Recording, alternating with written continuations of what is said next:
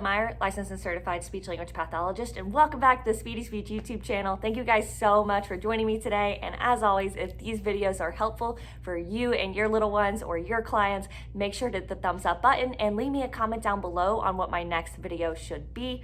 Also, I put up a question today on Instagram asking you guys what you want my next video to be on. So make sure to reply to that. That is on the Instagram story, and you can find that link down below. Also, another big announcement is that we're going to be doing a big release of products or downloadable resources for parents and caregivers and also for therapists. So make sure to check out our Teachers Pay Teachers resource and be sure to follow us on Facebook and Instagram. So Instagram is at Speedy Speech and Facebook is at Speedy Speech Path, and those links are down below.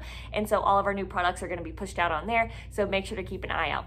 So today, wanted to talk to you about how to create a play routine. And before we get into it, the number one thing that I always see on the parent boards on like Facebook, on those groups of parents of children with speech delay, etc., I always see something along the lines of, my therapist is just playing with my child. Like, you know, what should I do? What should we say? So number one is I want to make sure that we encourage all of our therapists out there. If you're a therapist and you're watching this, make sure to explain what it is that you're doing and that all of the skills that you're looking for in the play exercise. Because if you're not a trained professional, then it does just look like your therapist is probably just playing with your child and you're thinking, I could do that at home. And you can do that at home, which I'm going to go over with you today. But you have to know exactly what level your child is at and the things to look for and what you're targeting to make sure that we are continuing to build and facilitate those early language development skills during the critical language development period, which we know is birth to 3. And so if your child is over 3 and they're receiving a service, that means that developmentally they might not be to the age equivalent of 3 yet. And so we might still be seeing some of these skills developing, and that will just take place over time, and each skill is built upon another one. So what I want to go over is, number one, if your child is sensory seeking, meaning that, you know, they're climbing on everything, they're running around, they are walking on their tiptoes, and you see an occupational therapist or a physical therapist, make sure to ask what types of hard work exercises you might be able to incorporate in your own play routines at home. And the first one I'm going to show you guys is just using a basket. And so I love using the basket. I like to use an animal first. So let me introduce you to Dennis. This is Dennis.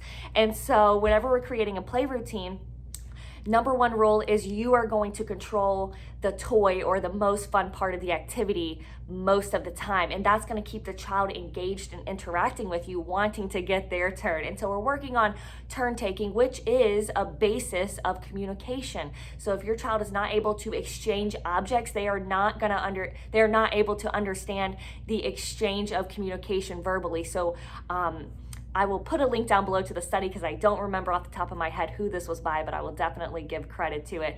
And also you can watch Laura Miza's podcast, episode number 391, and get a handout of the 6 different play levels. And that this is definitely mentioned in there. And it talks about how if a child is not able to express their skills in play, then they are not ready to verbally express those skills. And so if a child can't combine 2 objects in play, then we know that they cannot combine 2 words verbally, which is like, you know, an amazing concept to grasp and something to work towards whenever we're working on play routines. And so we have Dennis here, and I always like to model. And so I'm gonna create a play routine. You could do this with anything. I love to incorporate songs because kids love songs. I like music and movement. And so again, you can do this with anything. So whatever it is that your child likes, you're gonna grab their favorite stuffed animal and you'd be like, oh, Dennis, Dennis. Make sure that you're drawing correlation to the object. So we know that a child has to hear a word between 50 and now up to 400 times before they make the correlation to that word, unless an experience is learned in play. And then we know it is 10 to 20 repetitions. So really big opportunity to jump ahead here with creating vocabulary, following directions, sharing joint attention where there's multiple objects being played with and the child is sharing your attention, their attention, and an attention to an object, which is a big pre-linguistic skill as well. I want to make sure I went over everything. Oh, and then of course, imitating. So if a child is not imitating your play or your actions, your gross, like running and fine motor clapping skills, then they are not ready to imitate words yet. And I did do a video on how to increase your child's imitation skills, which I will link right here. And if your child doesn't have a long enough attention span to sit and stay and play with you, and I did do a video on that, so I will link that right here as well, and I'll put these in the description so you can keep watching this video and then check that one out. Again, to make sure that you're combining all of these skills so we really understand the why and how of the play routine. Okay, and so I've got Dennis here. I won't interrupt again myself, I promise. And so I've got Dennis, and I'll be like, oh, Dennis, Dennis. And I'm gonna rock Dennis. And you could sing rock-a-bye baby. This could be with a baby, this could be with a stuffed animal, whatever it is that your child likes. If it's a car, I don't care what it is, it's totally fine. So you're gonna do rock-a-bye baby and be like, oh, okay, ready? We're gonna burp the baby, and then we can put him, shh, night, night. We'll put him in here and we go night, night. But then guess what? It's time to wake up. We go, wake up. We can shake. Dennis will say, wake up, wake up. And then we can do, we can push him in the bin. We can sing a song like row, row, row your boat. And then that's the end of the play routine. But guess what? Now we have Sammy. Oh, Sammy. Rock, Sammy, rock-a-bye, Sammy. So I'm singing the song and we're gonna burp Sammy. He goes, ugh. And it's an onomatopoeia, a fun, super fun speech sound, so kids love to pick up on those as well. We can put them in here. Whee! Okay, shh, another onomatopoeia. Shh, night, night, Sammy, night, night. Wake up, Sammy, wake up! We're gonna shake and we're being super excited, right? And then we do our row, row, row the boat. So eventually you want to do this with your child, right? Or you want to see your child imitating you. Put them in the basket. If you have any blue painter's tape, you can create a little obstacle course where they, do that once and then they jump in the box, they jump out of the box. Or you can have them do a little obstacle course running around the couch, and then they put another following directions or expanding into multiple directions. Then they take out Sammy and puts him in the box. So out and in, using those functional communication words, which I love. And I'm gonna model this with 2 other toys, but also know you could do this with simple household objects as well. So I was at Barnes & Noble and I saw this, and I don't even know this company, Baby Talk. Eba, I don't know. I'm gonna find it online. I'll link it down below. I thought this was so cute. So I love anything, and so does your child. They love anything that's in a box. So if you don't have even like this fancy toy, grab a box, a shoe box, and put some things in there. And then what you wanna do, number 1, is you always have control. So I'm gonna have control of the box. Oh my goodness, what's in the box? And I'm gonna do that over and over again. Every time I'm gonna reach. Should I pull out? Yes. Okay, ready? Out. It's a bird. Tweet, tweet, tweet. And we could model what the bird is doing. We can make him fly. And then we could do anything we want with this bird. So we could toss him up. Whoa, watch out, bird.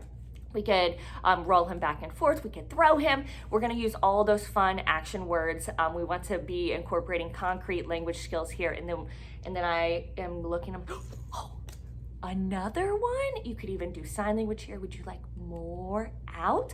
Okay, more out. Here we go. Oh, you could have your child reach in, or I'll reach in and I'll pull it out.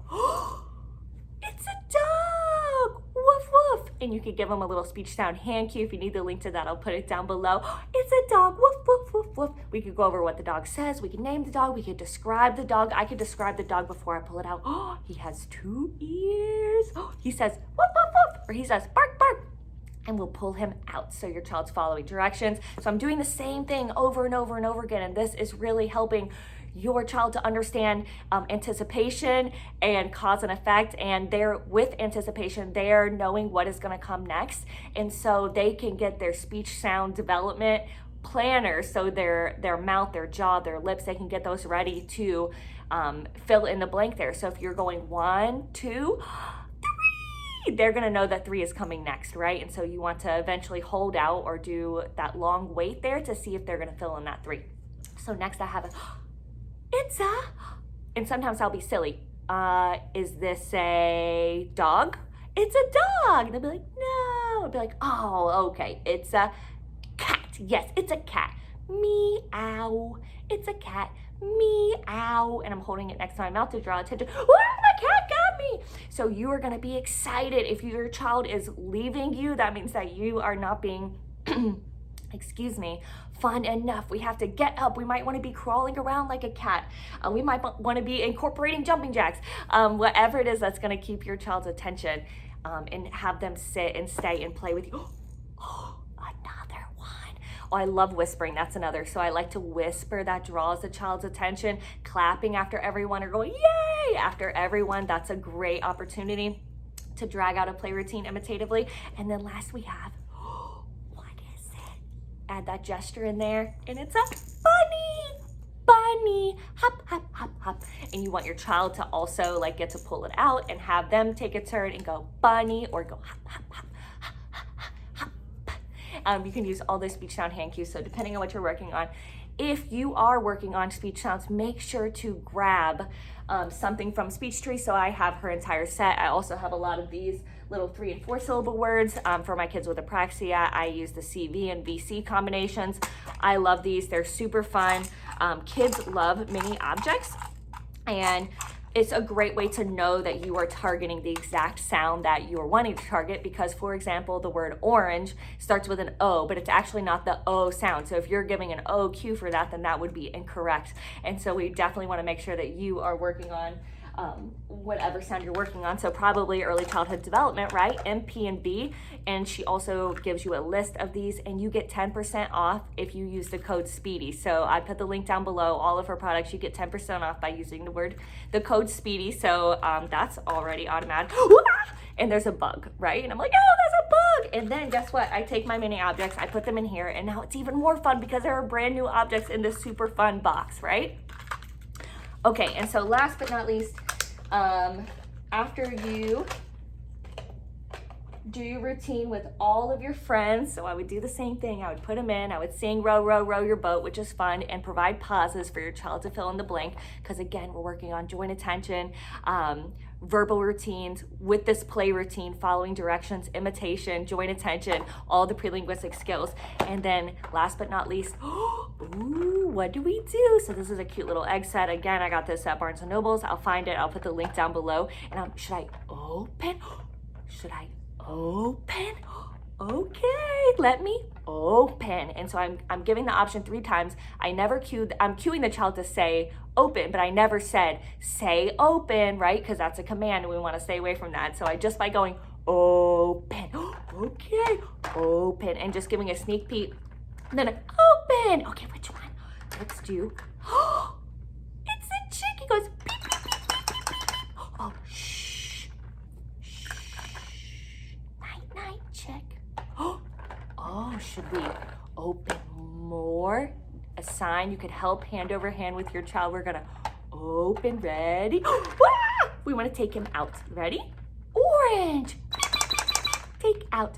Shh, night, night. And I'm doing this over and over again. And what I'm looking for is that imitation, either verbally, or that the child is trying to imitate me, or that they're doing the hand cue, and that they're also staying and playing, and that they know what's coming next and how to make that happen again. So their child wants you to open it. I know some therapists do the tap whenever the child taps. If that's where you're at, then start there. So make sure that you understand where your child is at. They might be at exploratory play, which is putting things in their mouth, right? And that's usually developmentally appropriate until age 2. Or cognitively, if your child is still at age 2, even though they're 3, then that would still be appropriate play for them. That is how they explore. The next would be non-literal play. So they're just picking things up and they're starting to grasp things. So like this. And then functional would be like stirring with a spoon.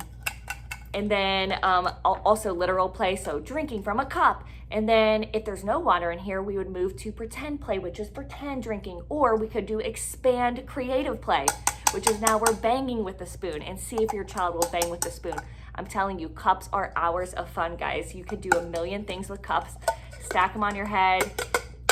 See how they make different sounds, make a band, see where your child's at with imitation. So as long as they are meeting those pre-linguistic skills, and there's all 11 of them, which I will put a chart down below from Laura Mize, it's a great resource. Make sure to check off where your child's at on those, and then develop those play routines so you can start seeing where it is that your child is kind of tailoring off. So we want to build off of the skills that they have. So if they have great joint attention skill, then let's grab something that they can do and build off of that skill. So make sure to grab that chart. Look out on our Teachers Pay Teacher store, which is Speedy Speech SLP, and then make sure to leave a comment down below and hit the thumbs up button if you like this video, and I'll see you next time.